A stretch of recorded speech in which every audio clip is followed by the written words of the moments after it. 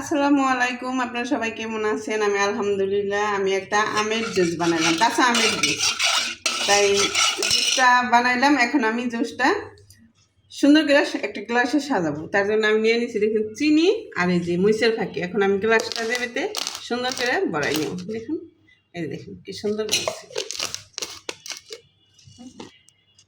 বড়াই নিলাম। দেখুন, এখন আমি দিয়ে দেবো জুসটা।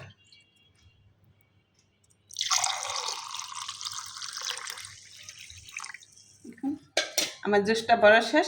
এখন দিয়ে দেবো আমি একটা পাইপ। এখন আমি জুসটা খেয়ে দেখবো কিরকম হয়েছে।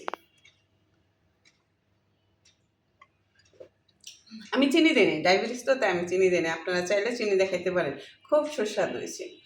কাঁচা আম, ধনিয়া পাতা, পুদিনা পাতা, কাঁচামরিচ, বিট লবণ, এই লবণ, তা আমি চিনি দিই নেই। তো আপনারা চিনি দিয়ে বানাই খেয়ে দেখবেন অবশ্যই কেমন লাগে। আপনারা ভালো থাকবেন, সুস্থ থাকবেন। তো নাকি দিন।